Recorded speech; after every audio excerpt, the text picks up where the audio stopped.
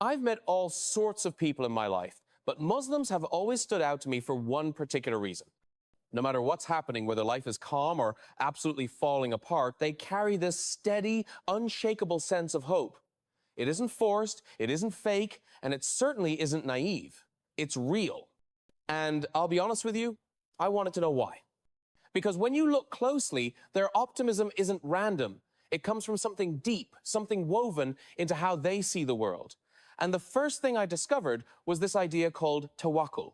It's trust in God, yes, but not the soft, fluffy sort. It's the kind of trust that makes you breathe easier even when things look impossible.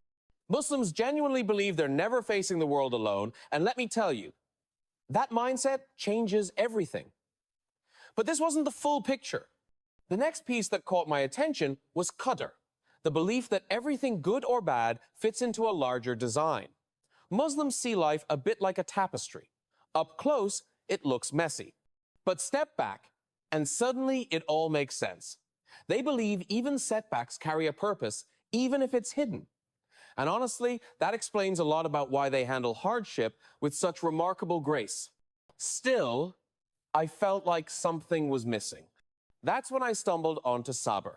Now, people translate it as patience, but that doesn't do it justice. Sabr is strength. It's staying level-headed when the world is screaming at you to fall apart. Muslims have held on to this idea through disasters, wars, personal heartbreak, and they come out the other side with this quiet dignity that's hard not to admire. But even this wasn't the whole story. There was something far more intimate. I noticed that when Muslims are overwhelmed, they don't pretend to be fine. They talk not to a therapist or a camera, but directly to God. It's called dua, and it's not a ritual, it's a release.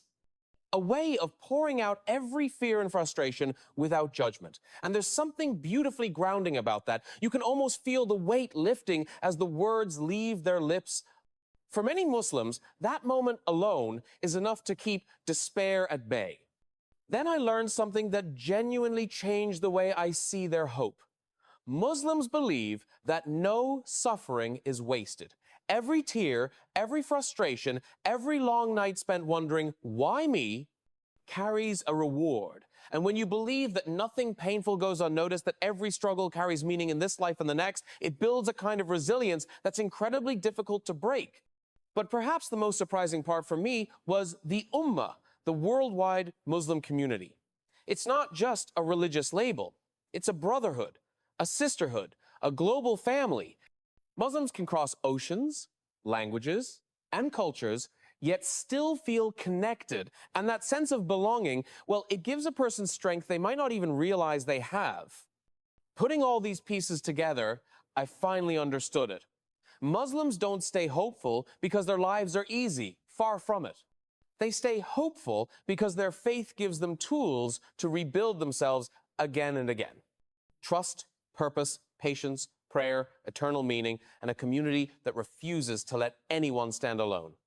And I have to admit, there's something deeply inspiring about that. Because hope in their world isn't an emotion. It's a discipline, a way of living, a choice woven into every part of their day.